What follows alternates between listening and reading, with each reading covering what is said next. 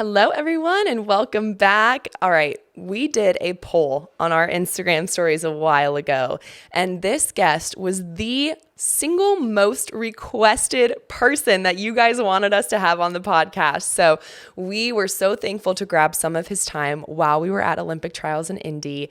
I don't know how he made time for us because I think he was probably the busiest person there. And if that doesn't give it away, I am so excited to tell you that our guest today is the voice of swimming himself, Rowdy Gaines. We loved having Rowdy on the podcast. It was so amazing to talk about both of his careers as an incredible Olympic athlete and now, as I mentioned, the voice of swimming for so many years. So Rowdy didn't start swimming until he was a junior in high school, so had a little bit of a later start. And he talks about that experience and how it actually really saved him and the journey that he was on. He went to Auburn, where he swam under Richard Quick and became a 5-time NC2A champion. In the years 1978 to 1984, he set 10 world records. He qualified for the 1980 team that was boycotted. So of course, we talk about that and all the emotions he had surrounding it. And then he competed in 1984 in LA and won 3 gold medals. Paris will be his 8th consecutive Olympics commentating for NBC. His first was in Atlanta in 1996, and trials, just amazing job that he did there as per usual. So it's hard to imagine that he's been doing this for so long and just continues to bring the same amount of enthusiasm and encouragement and effort into every single meet that he calls. I know that we all appreciate it so much as fans and spectators of the sport when we turn on the Olympics every 4 years and we hear Rowdy's voice inside of our homes. We talk about his wife, Judy, his 4 beautiful daughters. Judy and one of his daughters were actually at trials, and they sat in the room with us while we did this interview. So it was so fun to have part of his family there while we were talking. We talked about, oh my gosh, his favorite memories of Katie and myself when he was calling our races. And we also have a little fun thing at the end that Katie came up with that I think is absolutely brilliant. That was so much fun. But let's just say we have him call a race that he's never called before. So many memories in this. There's so much insight coming from someone who has been such a massive part of this sport for so long. And it's just really wonderful to hear it all in Rowdy's own words. So I really hope that you guys enjoy. And here is Rowdy Gaines.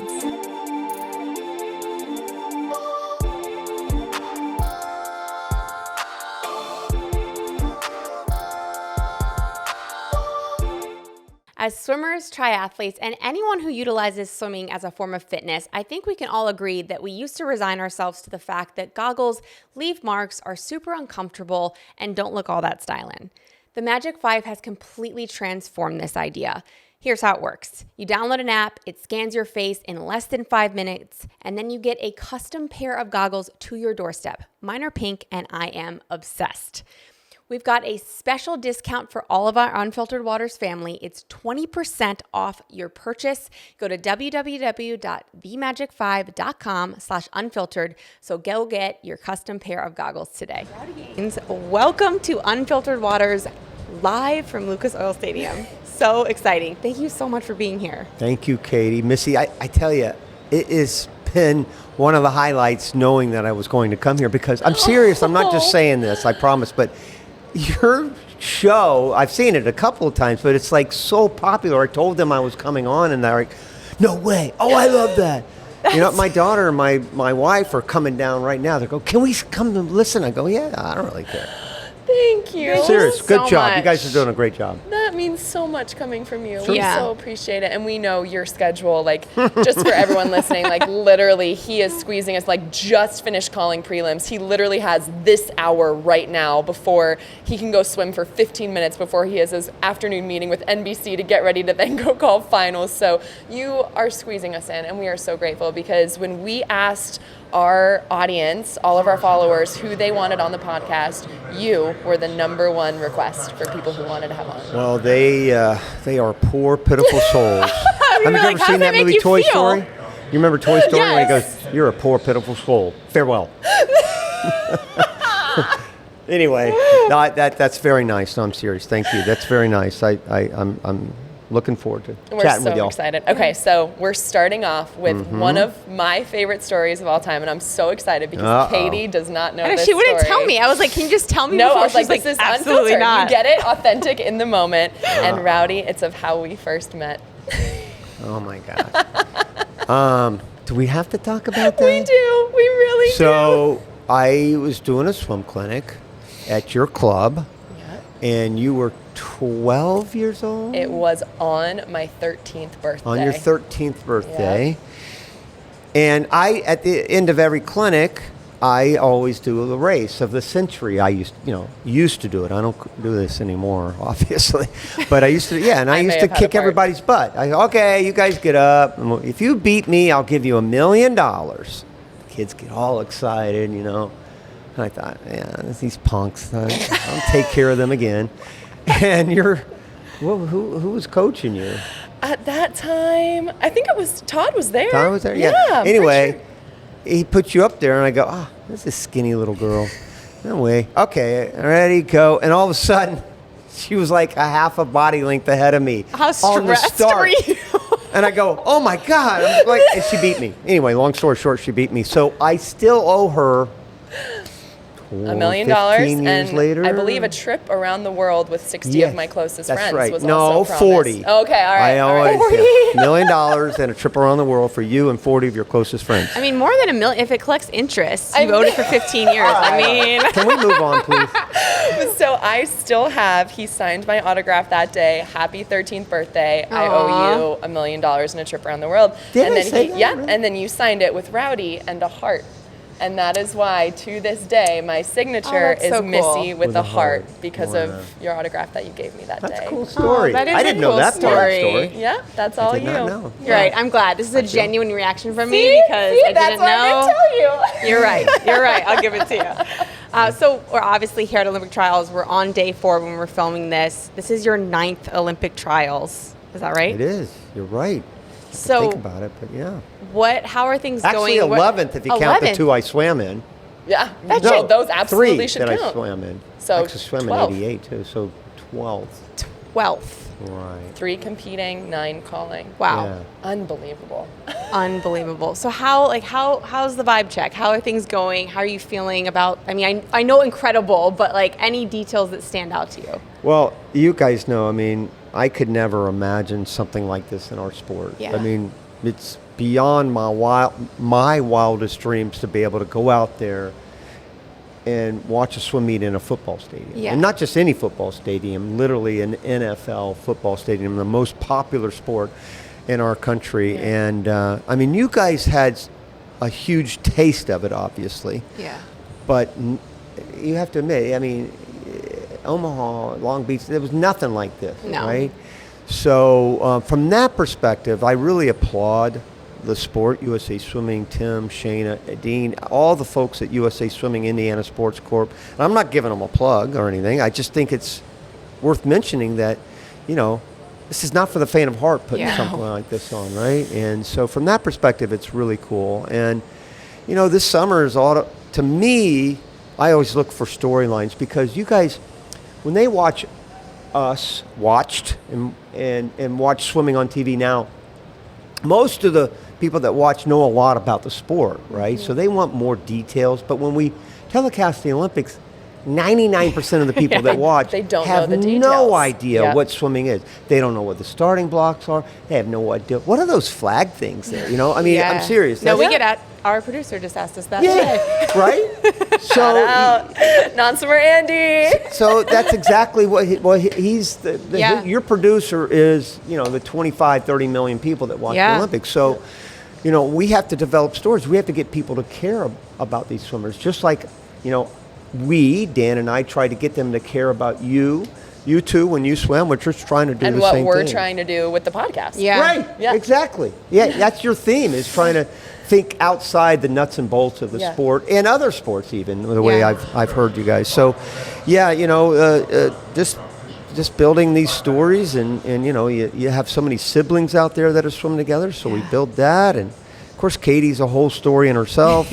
Caleb's kind of come back. And, I mean, there's always a million of them, to get people to really care. And they should, because as you guys know, this sport can chew you up and spit you out in a hurry. Yeah. And but I'll stack our sport against any other for the values and the lessons you learn from it. Yeah, agreed. And I think that that's what's so cool too, is when you are able to get that personal side across. And I think that's one of the million reasons why you are so good at what you do and why you are the voice of our sport, because you have that ability to make people see beyond just the times and the athletes touching the wall. You're able to share their story and their pieces, which is so important and clearly so important to us, because we believe that that's truly not just what makes people engaged, but makes them empathetic with the athletes and what they're going on and experiencing. You know, if you mentioned the siblings, we have the Shackle siblings, we have the Foster siblings, we have the Walsh sisters. Many. Like, there's so many. Caleb's come back, we have Simone's come back. Like, there's so many different stories here to watch, and it's just amazing. And it just, for me personally now, being a spectator, I just get that much more emotionally invested when I know those details and that side of what these athletes have gone through as people as well. I know you're interviewing me and asking me, but Faisal did the same thing to us, by the way. She just flipped the script and she's like, I'm interviewing you now. So, you know. I hate doing that, but I do have to ask the question because I get asked it and I don't miss it anymore at all, zero.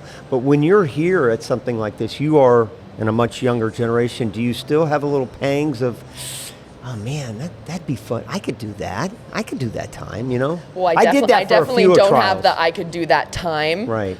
But holy cow, yeah, I miss it.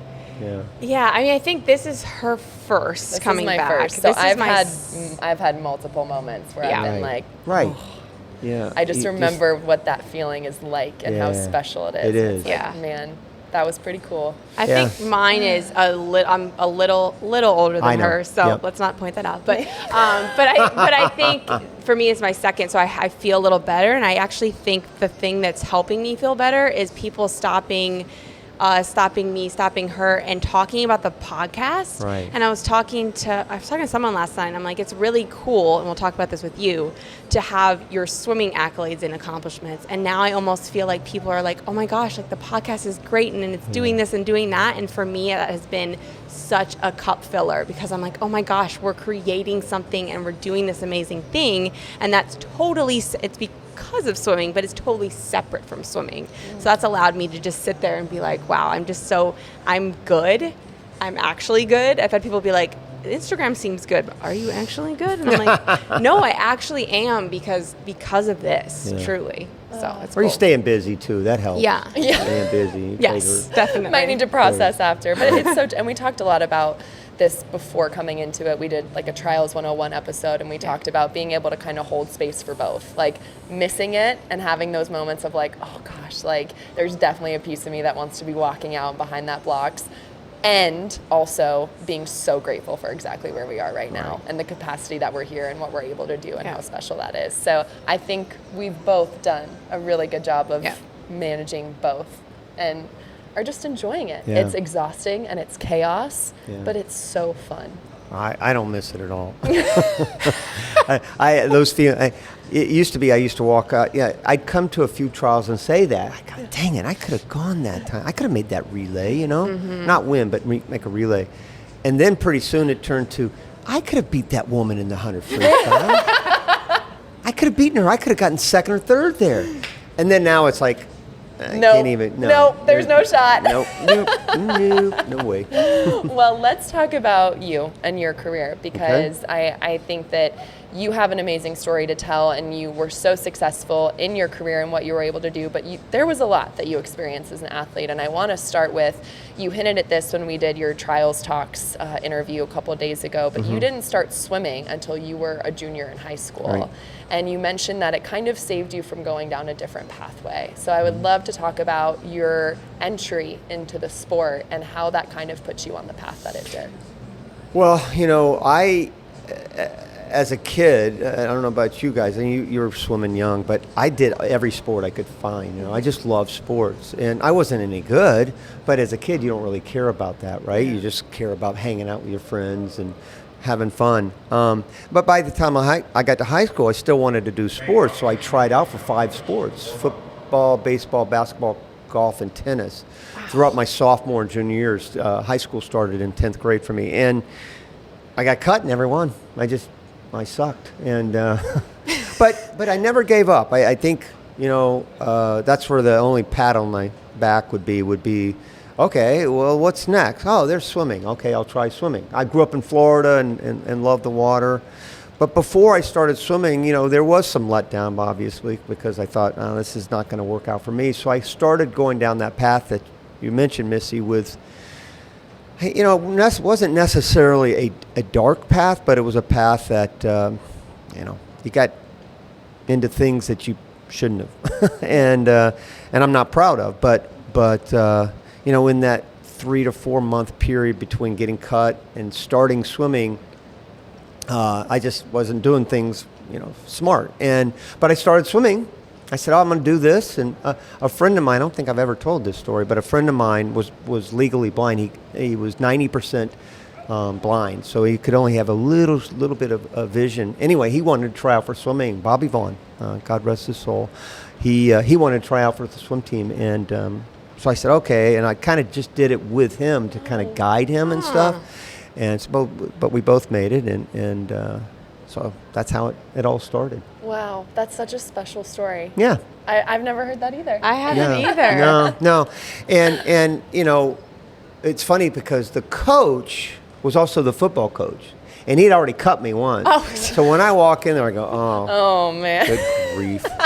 Wait, Come the on. football coach was also the swim coach? Yeah, I know. Go figure. That's wild. He didn't know anything about swimming. I was gonna say, Actually, nothing about swimming. But he learned. He ended up being the swim coach, quit coaching football, not that good in the weeds, but he ended up being a long-time coach. And but he didn't cut me. I'll tell you another quick story, real quick. But the first race he put me in was, and you'll appreciate this, 2 weeks after I started swimming. I didn't own a pair of goggles. My hands come out of the water in my head. I was like a 5-year-old running in the lane line. He put me in the 500 free. I went 9 minutes and 48 seconds. That was my time. I can't believe that was the first event he put you in. Because he was trying to get rid of me. He felt sorry for me because he had already cut me once. He said, well, I won't cut you, but maybe if I do this, it'll get rid of him. Put you through the ringer. But he put me on an E relay, not an A, B, C, or D, an E relay. I was on there. Listen, honey. I was on there with 2 chess club guys and a band guy. Nice. Really elevated your status in high school, I'm sure. But I outsplit everybody on the team on that 50. Yeah, you did. On the 50. And the rest was history, so to say. History. That's all from E relay to Olympic gold medalist. I mean, that should have been a headline if it wasn't. I know, That'll right? be the headline of this episode. Yeah. It might. From an E-relay. Well, then what was your journey like from starting that process, your first time getting in the pool, swimming with the team, to all the way up to making that first Olympic team in 1980? Yeah, it happened fast, Missy, because I was blessed. There's no doubt about it that the Lord put me on this earth to be a swimmer. I think my tombstone literally is going to just say Rowdy Gaines -swimmer, and I'm okay with that. I wanted to be a lot more. Amongst many other things. Well, I wanted to be more. Most importantly is a good husband and a good father and a good son, et cetera, et cetera. But 2.5 years after I started swimming, I broke my first world record. So that happened really, really fast. So again, I think it's a blessing. It was also something that I became obsessed with. Yeah. I snuck into motels, not hotels, motels in the mornings because I wrote some coach and he said, you really should start doing doubles. We didn't have morning practice as a high school team. There was no club team. So I'd sneak into motels. There were 5 motels. I'd sneak into one, swim for about a week, get kicked out, go to the next one, and then just start them all over again. Yeah. That and they were all like 10 savage. yards long, it wasn't. But they were heated. The point was they were heated. Yeah. And so even in Florida, it gets cold. So I fell in love with swimming. It changed my life. It literally. I owe the sport of swimming, without getting too corny. I owe the sport so much more than it could give me. I mean, it.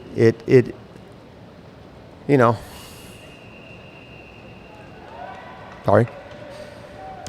It saved my life in many ways. It changed my life, and that's why I love to swim every day. I still love to swim every day, and I don't do anything hard. I may go 1,000, 1,500, but I love it really. Now, you guys love it, right? love You it. love the sport. Yeah. You hate. It's a love-hate relationship. Yeah, but it I is. didn't love it every single second. Trust me. I hated getting in the mornings, and I hated the process. I hated practice. Did Yeah. you? I did. I didn't like practice, but I loved the feeling afterward. I know. That's You what I get craved. You get addicted to that feeling. That's what you crave, right? Yeah. You crave that feeling when you're done with a practice, Yeah. especially when you know you had a good practice. But even a crummy practice, I still would feel like, oh man, I accomplished something today. Like it got to me to my goal. Like, this is what I want to do, and I got there today. I didn't like it, but I loved the feeling after. I feel like in order to love something that deeply, there has to be the other side of Right. that. You know, like I feel like if you just kind of like, like it's okay, I like it a little bit, you wouldn't hate it. You would have the moments of hate, but I feel like because there's those opposite polarized positions, I truly believe that's why we get emotional and have these deep feelings, and it's just part of it. But I think that's the beautiful part of when you are obsessed with something and love something that much, it becomes addicting. And it's if I could drink it every day, like a little elixir, I say this all the time, like it's the best. It's the best. My wife calls it my Windex. Your Windex. Now you understand where that comes from. You're too young. Do you remember that movie? Big Fat Greek Wedding. Yes, that's it. Way to go. Oh my gosh, you do remember that. Yeah, so it's my Windex, you know? I love that. That's so cute. Isn't that funny? Well, I can't even imagine the whirlwind that 2.5 years must have been for you. And I love hearing those stories about you literally going to motel pools. And I remember, I mean, this is far from that, but same, we were in Colorado, you know, as a 15, 16-year-old in 2010, 2011, we were struggling to find pools. I So remember. we were swimming in Lifetime Fitness. That was where we were doing our morning workouts, and we had 30 of us in 2 lanes because they needed to keep the other lanes open for the members. And it was just one of those things where you make it work. I remember Lydia Jacoby, that was a huge thing. We had her on the podcast. She was talking about same thing with Alaska. Yeah. Like, you make the best of what you have. And if you are addicted enough to that feeling of what comes out on the other side of the work and the effort and the sacrifice, like, you're going to do whatever it takes. So we get to 1980, you make your Olympic team, and the U.S. boycotts. Right. What was that entire experience like for you? Well, it was tough because the Olympics is the highest level that we can reach, right? We don't have a Super Bowl. I mean, we don't make the Olympics. Yeah, there's the World Championships and other big meets, the NCAAs, but nothing is like the Olympics. You have to admit. I mean, it's unfair, but it's every 4 years. You know, it's not every year. So to have made that, and really to have my best year in 1980. That you think back on your best year. That was me in 1980, right? When you were just 2012, you know? Yeah. 2007, 2008, right? I mean, that's, you just start thinking about, oh man, and that was it. And you know, really it was kind of all downhill after that. In fact, in 84, I should have been 5th or 6th. Could have swam that race 10 times and I wouldn't have won 9 of them. So, but 80 was heartbreaking for so many others. I had 1984, right? So I had that Olympic experience. There were 363 athletes that made the 1980 team in all sports that didn't make it in 76 and didn't make it in 1984. So you imagine a Craig Beardsley who would have won the gold medal by 2 seconds in 1980, right? That's a lifetime for us. And he gets 3rd in 84. So for me, that's where my heart aches, and for those athletes that didn't have the good fortune that I had 4 years later. There were a lot of athletes who were just, I know some of them that were like, okay, I'm done. Like, depending on where they were in their career, at that point, I know you had basically started 2.5 years ago swimming, but what were your thoughts? Did you have a thought of, okay, this is so unfair, I'm done? Or was it just like, no, 84, I'm doing this? Well, fortunately for me, I was in my junior year, Katie, and I knew that I had another year coming. And I had been elected team captain my junior year, and so I knew my college career was going to continue. And my coach, Richard Quick, who you both know, obviously, or knew, he was, a huge influence in my life, the biggest influence in my life, period. I mean, my parents, obviously, I love, my family, but no doubt the man, was my biggest supporter, mentor, you name it. But, and he wanted me to, obviously keep going for college. So that that didn't. I never thought about quitting at all. Now I did retire after my senior year in college, after 81, because you were talking about 80 and so many. Listen, there's no money in swimming. We're thinking when I swam. Yeah. In fact, you weren't allowed to take money. Even after you graduated, it was still an amateur sport. Oh, really? Yes. No.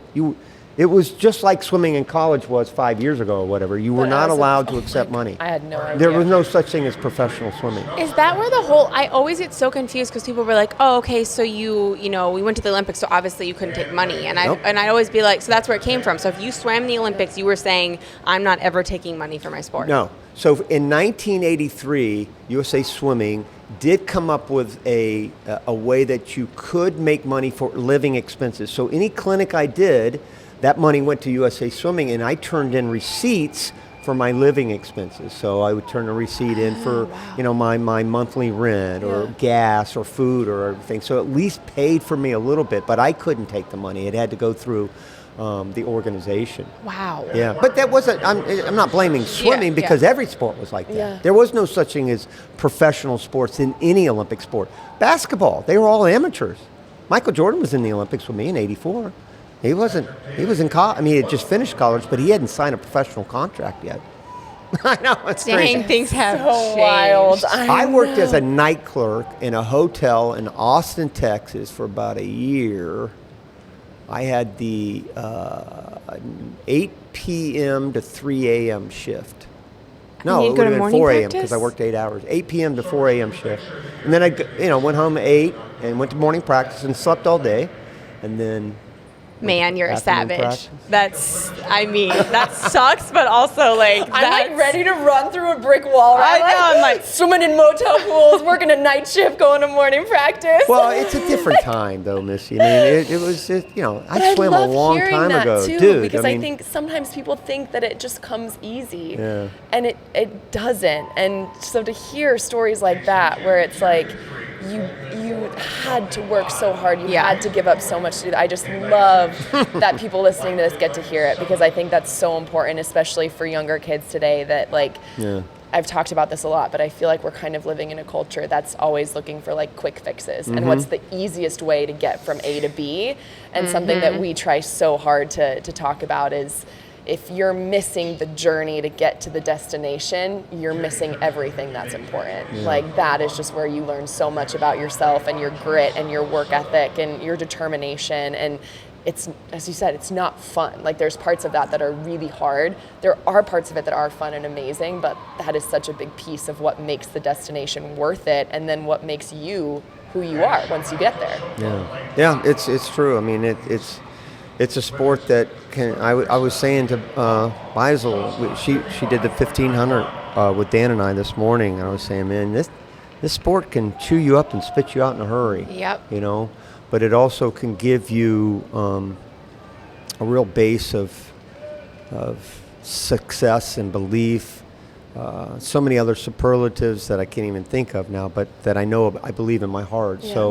But there plenty of, as my kids make fun of me today, plenty of peaks and valleys, right? Yeah, no, it's so true. You guys have heard us talk about Dream Recovery 100 times, and guess what? You're going to hear it 100 more. We cannot get enough of all the amazing things that Dream Recovery has to offer. As you guys know, Katie and I have so much travel coming up this summer, and I feel like one of the things we haven't touched on is how important it is to maintain the best sleep you can when you travel, and Dream Recovery has everything you need in order to do that.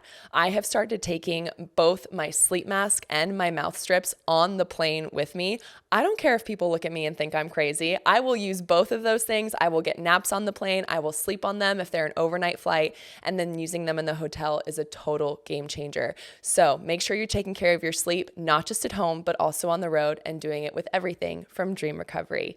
You guys can use code Unfiltered to get 30% off your order and 50% off your first month subscription of Dream Tape. Sweet dreams. We are all about showing our personality here at Unfiltered Waters, and Missy and I, along with millions of others, love having a finished look on our nails. I particularly love the Olive and June press-on nails because, if anyone knows me, I am so impatient sitting in that chair in the salon, and I just hate it. I like the end product, but I hate it. Olive & June press-on nails look better. They last a really long time, and I found it really easy to remove compared to other products. It's literally just warm water. I've always really enjoyed their press-on system, which includes everything from nail clippers, nail buffer, cuticle serum, and nail strengthener. I am always on a flight, in a hotel, so having everything I need for application and removal is so convenient and nice. And as y'all know, convenience is key when it comes to all things beauty, at least for me. I am so grateful to Olive & June for providing me with a finished look with their gorgeous reds and pinks, my favorite, for literally any situation. In the gym, on a call, on camera, in a meeting, I love the ability to show a little bit of me and my personality any chance I get. So visit oliveandjune.com/unfiltered for 20% off your first system. That's oliveandjune.com/unfiltered for 20% off your first system. One of my favorite things is the United States Olympic and Paralympic Committee's museum that they now have in Colorado Springs. It's amazing. If you guys have not gone, if you're ever in Colorado Springs, it is so beautiful. Sure it is. But they have a wall with all the names of the athletes from the 1980 team. That's amazing. That is on so display cool. permanently at that museum, It which really I is think cool. is so special, and I'm so glad they did that. Fast forward 4 years, you have your Olympics at a home crowd in LA. Was it 3 golds? Yes. From 84? 3 gold medals. How incredible was that after not being able to go to 1980? So much still had happened in those years, but here you are now in a home crowd bringing back golds in the sport that you love so much. Yeah, it was magical. It really was. Doing it in your home pool, to be able to be in Los Angeles, and to have my family there, and to swim the third day, which was really perfect because you kind of get into the groove of the meet. And I had failed to make the team in the 200 at trials. I got 7th, and so that the 100 was actually my one and only event. And yeah, it was to be able to swim in your home country is sort of like, I guess, playing a Super Bowl in your hometown. That's the feeling you have. Because when you march out, and I was nervous. I felt like I was going to throw up. It is a warm, sensational feeling when you walk out there in your home country and knowing that the 15,000 or so that were there were all pulling for us. Not all, but mostly. And so it was really, really cool. Great experience. My mom and dad were there, my sister, and be able to have them there was awesome. Before I met my wife, but yeah, it was fun. So special. I'm so excited for 2028. I know, right? The fact that our athletes are going to get to 44 experience years that. later. Amazing. Dude. I feel Okay, like, who's carrying the flag in? who's carrying the torch? who's carrying the torch? For 28? Yeah. I think it should be Katie. I think it should be Katie. I'm sorry, I'm not laughing. Wait, I think- Katie Ledecky. Yeah. She's swimming. Can't she still carry it in? Can I you- guess can you Janet carry Evans. No, I'm not in. Wait, it. but Janet what? Evans Whoa. did. You know what? Wait. Janet Evans did do it in '96. You're See? right. She competed too. So that's a possibility. But think about the one person that would. Phelps. Yeah. That's Yeah. who. Yeah. My guess would be Michael. Katie would be a great choice too. Yeah. But yeah, if so you it would are be somebody like competing- Serena Williams, the greatest tennis player Yeah. in history. Yeah. Maybe Yeah. she'd be a good choice. We but certainly have plenty of good options. yeah. Yes, God, seriously. I digress too crazy. I'm sorry. We love it. I'm all over the map. Well, I want to now go into your second career. Mm-hmm. I guess third career because you had night clerk, Yeah. professional swimmer. But we talked about this with Brendan today of just this shift of when you're so young, at least we were, you were in high school, you don't really realize that you're bad, right? You're coming in and you're like, okay, I'm just doing the next thing and my coach tells me all these things. But then when you start over, you're an adult. And so you have all those feelings of, wait a second, I'm so bad at this. I'm judging myself. I'm not giving myself grace. So talk us through how you made the transition into commentating, what your first opportunity was, and did you have moments of, what the heck am I doing? I'm not good enough. All the feelings that we all have in that transition to the next phase. Oh man, I suck so bad. It was so embarrassing. But it was just on a whim because there was a fledgling network called ESPN in early 1985. wild. Nobody had ever heard of ESPN, and they called me and they were doing a competition called the Battle of the Network Stars, where they had these celebrity for these TV shows on all the networks compete in sports, and they asked me to do the swimming part of it. A 50-meter race or 50-yard race was part of it. And I said, yeah, sure. I was living in Orlando, Orlando area. And I wish there was something magical I could tell you about that, but just one thing kind of led to another. I did another little gig and then another one, and then swimming asked me to do a couple of broadcasts that they were doing. Actually, it was back on when it was swimming had TBS. Oh, my did gosh. swimming for a long time. Really? TBS, TNT, yeah. So I did a few of those. I did the Goodwill Games, which was a big deal back in the mid to late 80s, 86, and just kept going after Did you that. know, like, were you like... No. No, so you just did it, and then, like, you didn't feel any... Like, did No. you... No. But I didn't you think kept of it. agreeing to do them, so it had to have sparked something. Well, I loved talking about swimming. Okay. I love to flap my mouth about it, as you know. But no, I didn't think of it as a career. It's never really been a career, but I never thought it'd be something I'd be doing, 40 years later. But I will tell you that I really fell in love with like getting excited about watching swimming, and even if it was, they stunk at it, I still thought it was really cool. And my father was a motion picture director, so I really wanted to go to work behind the camera. That's kind of what I studied in school. And but then that shift went around, and I swam in '88 for about 6 months before the '88 trials to try to come back, and I didn't. I finaled in the 100, got 7th, and but then after that, I tried out for the '92 games in an audition, and didn't get it, and. I did the triple cast in 1992, which was sort of ahead of its time. It's sort of the cable side of things for the Olympics. And then got my first over there with Dan in '96 in Atlanta. Oh, my gosh. Yeah. So it was just, people come to me all the time about, I want to break into broadcasting. What should I do? And I said, don't be afraid to take those baby steps. Don't feel like you've got to do it all at one time. Because I started at the bottom and just kind of slowly moved my way up. I went to Turner. Broadcasting in Atlanta to do an internship for the summer in 1985, and stunk really bad. When you say stunk, what does stunk Well, because mean? I wanted to be a sports broadcaster. I got the bug, doing a couple meets. Like I wanted to do, I wanted to be Dan Hicks, right? But I was so bad. Oh my gosh! I get on air and I'd freeze, I'd be like this. I can't even imagine that. Welcome, everybody. And boom, he really did good on that at-bat, and it was so embarrassing. I got to tell you. And this guy that was the producer, he's passed away now, but he said he threatened me for like 20 years that he still had the tape of that he was going to put out there. Oh, we need to find I know, right? that. Yeah. Love that. It's really bad. I was 26 years old, man. I was a It's punk. so hard. Yeah. But again, such a testament to you. Like, again, it's not just this easy, and I love what you said about taking small steps, but also recognizing that it's not also always going to be steps forward. Like, you're going to try out for things and not get it, but you keep going. You keep pushing forward. It's just that's not this linear progression. It's life. It's peaks and valleys. It's ups and downs. And the fact that you stay consistent and true to yourself and what you're doing and are just open for the opportunities to learn and grow and be better as you're going along. So true. And here you are. And here I am. The voice of Closing in on the end, but here I am. Do you have a favorite moment? I think I know the answer, but maybe you'll surprise us. I won't surprise you because you won't? it is going to be the relay Okay. in 08. Yeah.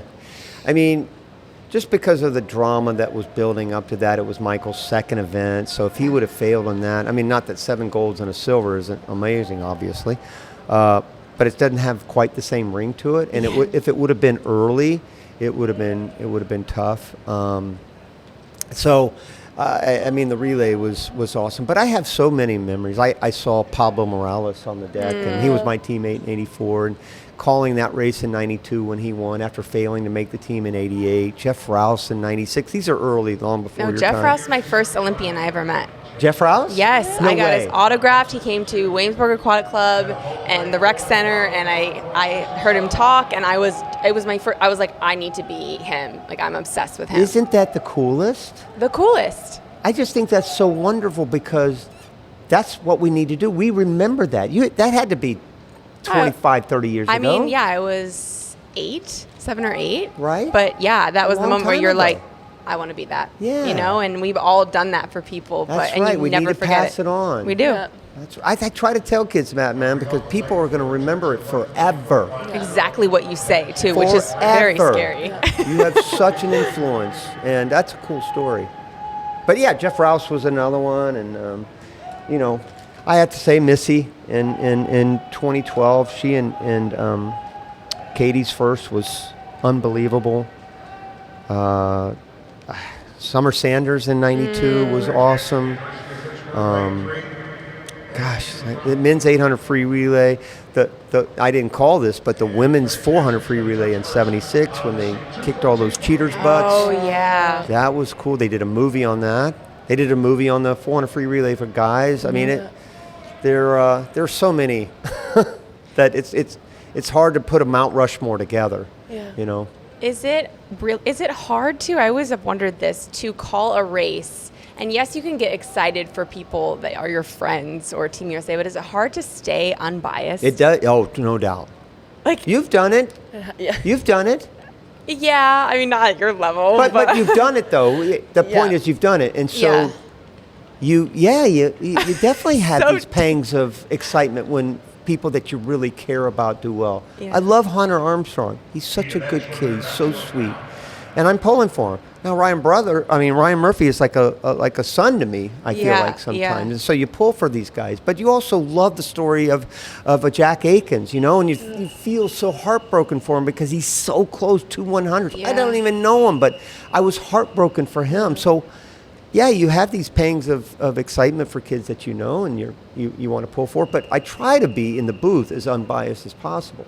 Which is so hard. Yeah, So it is. It's a human I know, nature. I'm Yeah. so glad you brought that up because I feel like that's a piece of it that it's just can be overlooked just because people don't understand. Like, and that was what I struggled so much when I tried broadcasting and Right. commentating was I wasn't impartial enough. Yeah. Like, I still knew the athletes competing Right. so When well. you're fresh. Yeah, and it Hard. was just, and you also have to be critical. Yep. Like, you have to call out things, and for me, like, having to do that with people that I still considered teammates and friends, like, I just couldn't do it.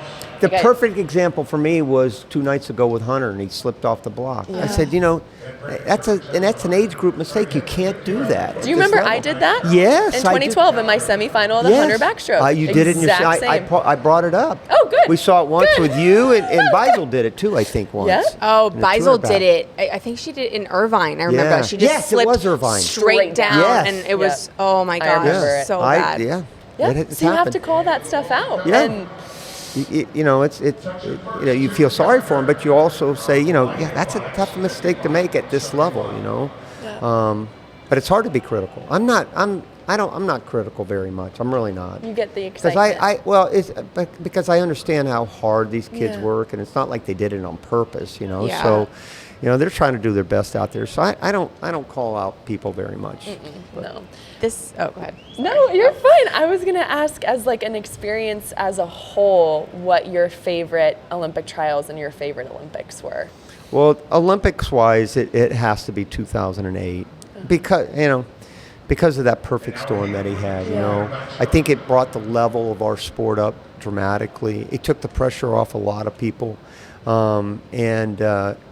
you know, for me as a broadcaster, it was magical because it was live. You know, we were live from Beijing back home. You know, prelims were at night and finals in the morning, and the cube and just from that moment. But there were so many other reasons I loved so many other Olympic Games. Sydney, because so many Australians love swimming. You know, it's sort of their pastime. 16 years after I won, I'd walk down the street and people would recognize me from Australia. So, you know, the love of the sport in their country made that Olympics so cool.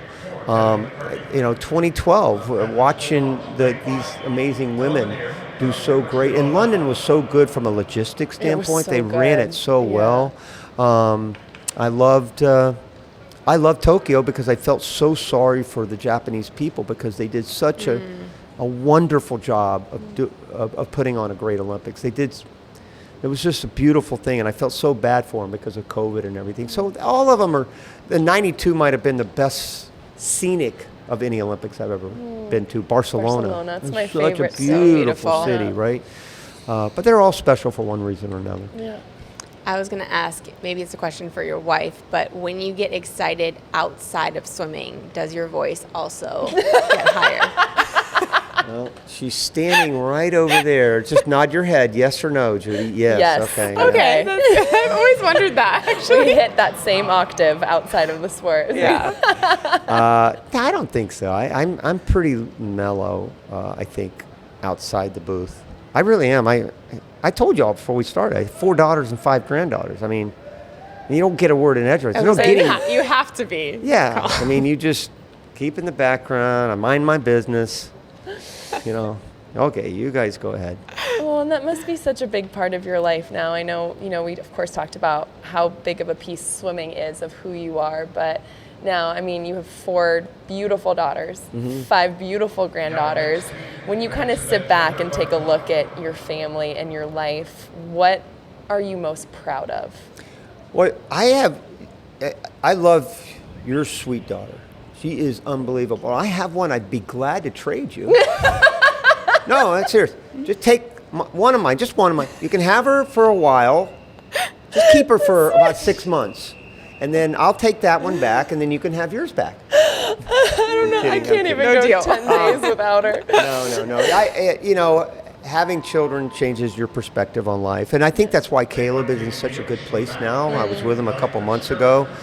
Judy and I saw him in Tampa at an event that we did with him. And, he just had a smile and a relaxed attitude about things now. And I think, you know more than anybody, right? I mean, it's really not that big of a deal. It's a big swim meet that we did.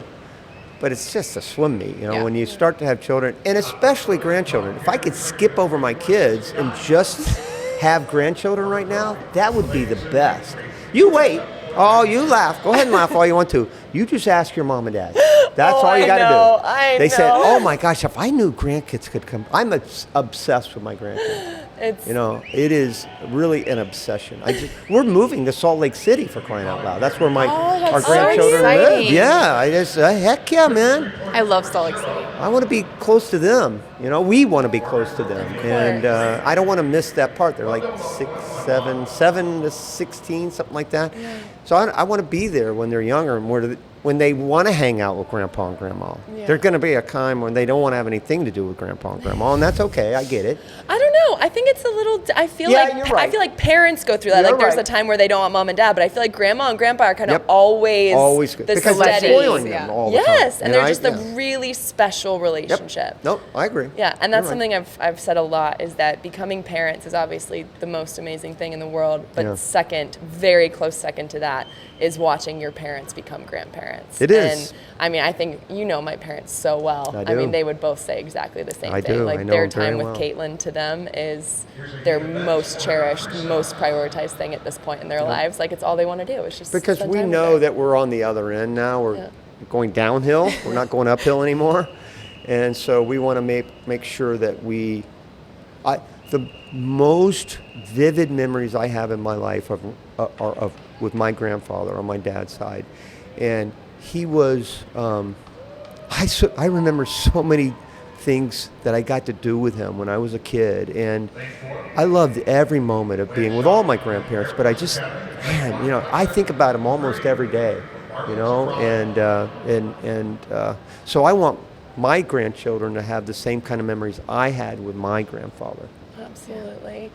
And when you think about that, your family and everything, we just talked about what gives you the most amount of pride, but what do you want your legacy to be as Rowdy Gaines within the sport, but also as Rowdy Gaines, the son, the husband, the father, the grandfather?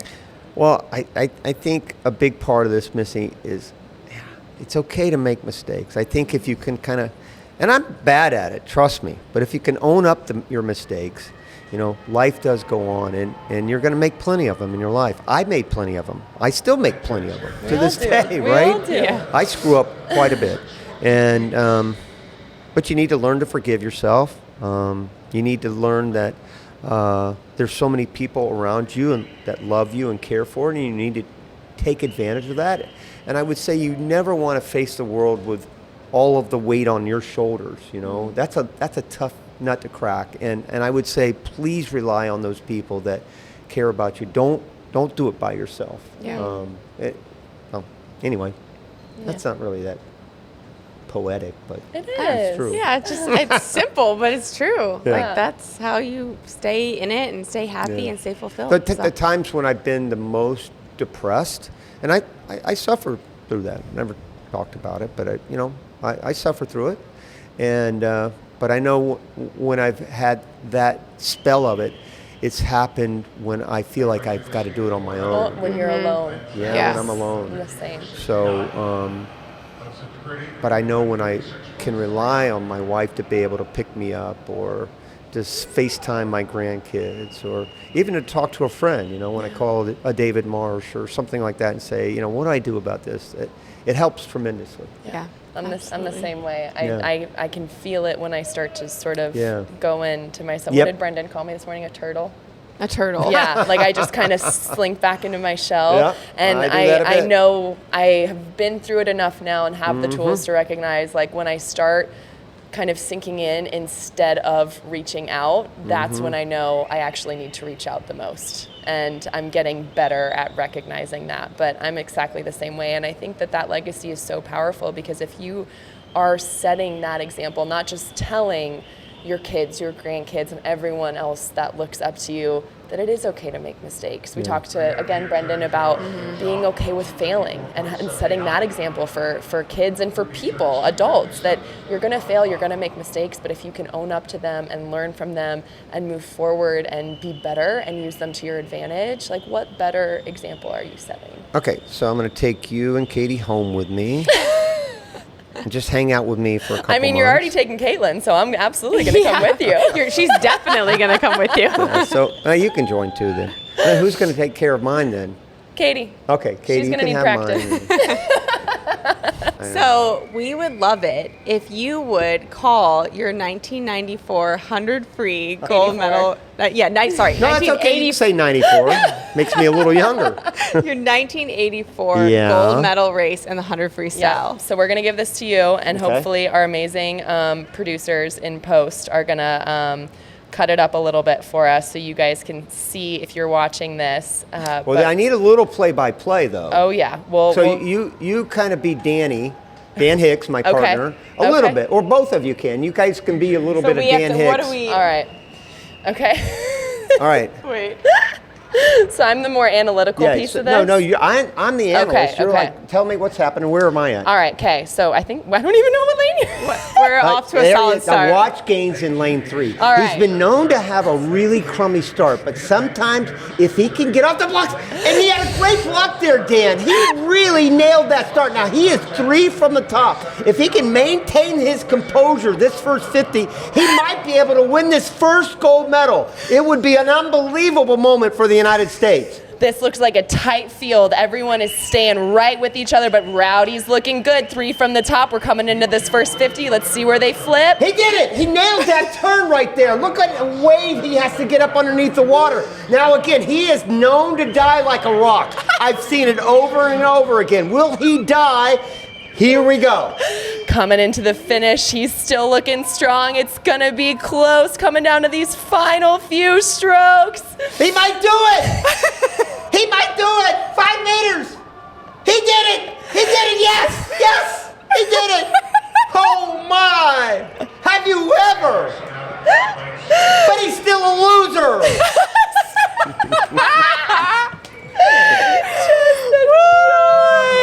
He did.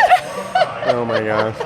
Have you ever called one Never of your own have races? done that in my entire life. Oh my God, I'm so happy. In fact, that's the first time I've seen that, besides the 16 Days of Glory one, where they do it all in slow motion since, I don't know when. That's you. Oh my gosh. You did it. Thank you I know, so I much for love doing that. that. Seriously, high five. Amazing. Oh my. Okay. You did a good play-by-play, actually, too. That was good. Thank you. Maybe that's a career you guys should be thinking about. All right, we'll see. Just We're, play-by-plays? we're keeping the future open. There's no we've ceiling. got options. Well, we are so thankful for your time. We want you to be able to get a little bit of a break here. Yeah. Perfect between time, the finals. actually. So, Perfect yep, timing. we're going to go into our Get my final 15 three minutes in. questions. We're going to make sure you get in the water. So we ask these of every guest every time they're on. So the first question is, what is a moment within the sport of swimming in your career that brings you the most amount of joy? Submersion.